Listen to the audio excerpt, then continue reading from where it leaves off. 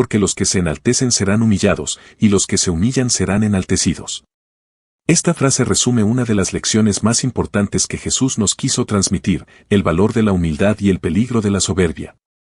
La humildad es la virtud que nos hace reconocer nuestra condición de criaturas, dependientes de Dios y necesitados de su gracia. La soberbia, en cambio, es el pecado que nos hace creer que somos dioses, independientes de Dios y autosuficientes. Jesús nos mostró con su ejemplo lo que significa ser humilde.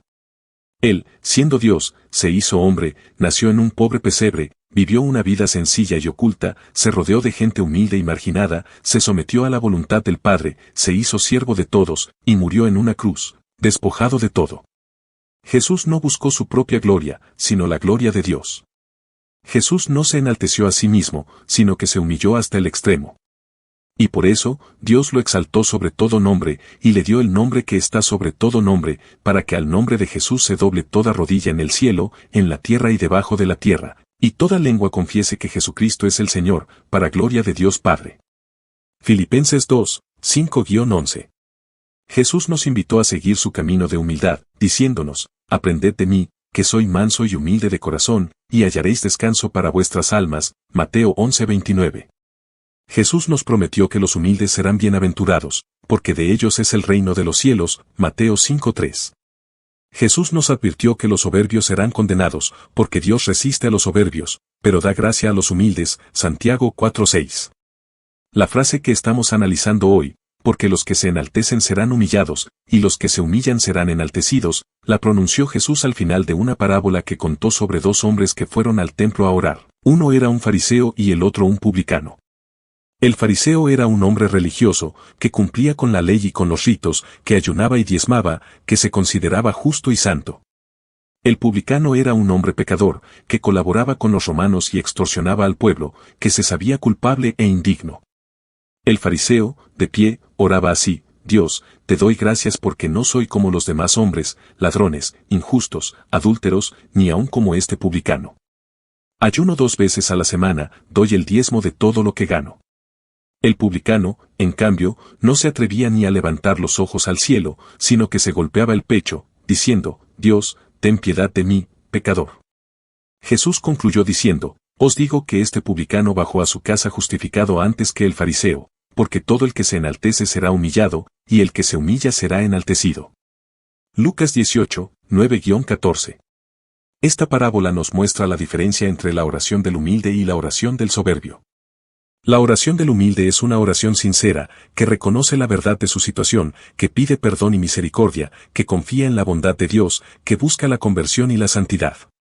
La oración del soberbio es una oración falsa, que se engaña a sí mismo, que presume de sus obras y méritos, que desprecia a los demás, que se basta a sí mismo, que no necesita de Dios ni de su gracia. La parábola nos enseña también que Dios mira el corazón de las personas, no su apariencia externa.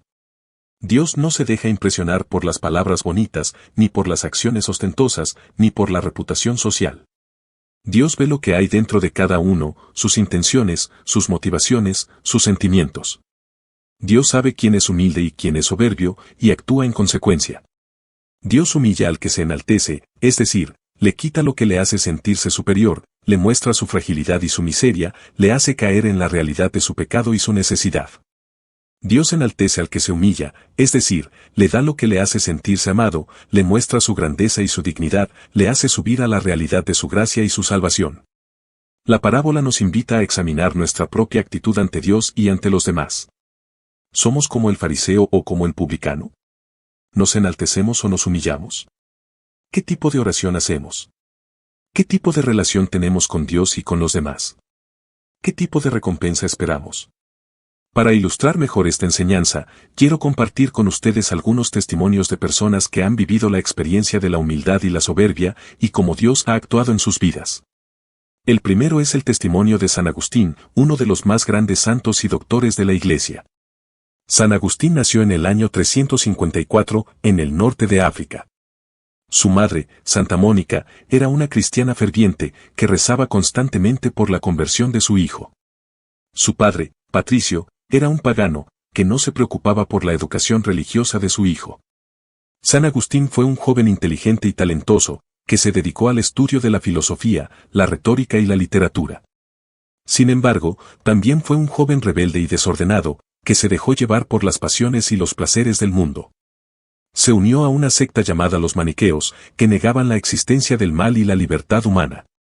Tuvo una relación con una mujer, con la que tuvo un hijo ilegítimo, llamado Adeodato. Vivió una vida de orgullo y de vanidad, creyéndose superior a los demás y despreciando la fe cristiana. Pero Dios no se olvidó de él, y siguió tocando su corazón a través de las oraciones de su madre, de la amistad de algunos cristianos, y de la predicación de San Ambrosio, el obispo de Milán. San Agustín comenzó a sentir una inquietud interior, una insatisfacción con su vida, una sed de verdad y de felicidad.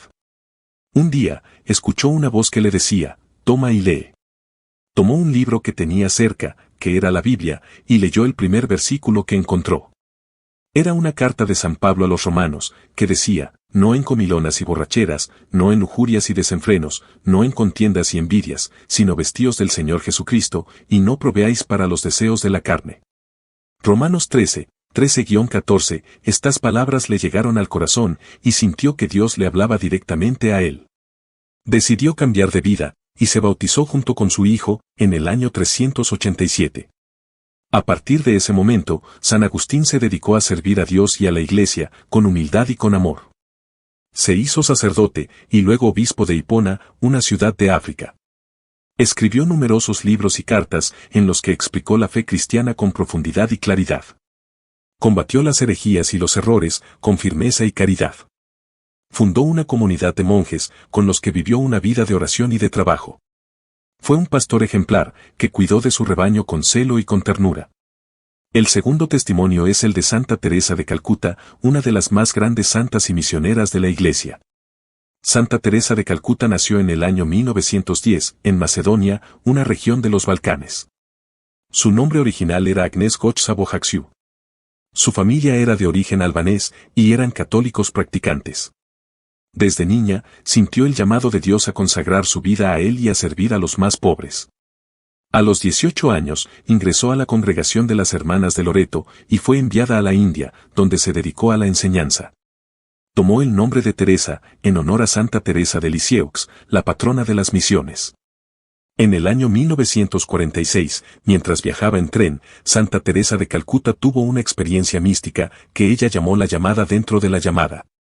Sintió que Dios le pedía que dejara su convento y que fundara una nueva congregación, dedicada a servir a los más pobres entre los pobres, a los que nadie quería ni cuidaba, a los que morían solos y abandonados en las calles.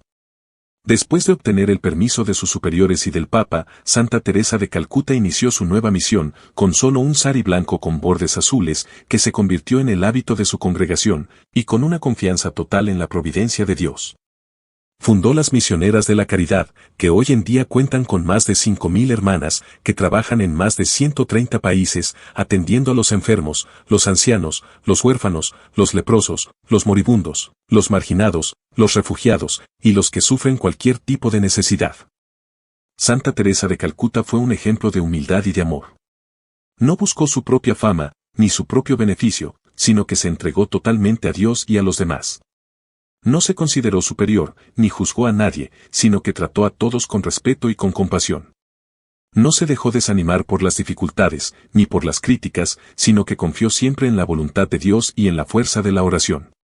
No se conformó con hacer el bien, sino que quiso hacerlo con el mayor amor posible, viendo en cada persona el rostro de Cristo.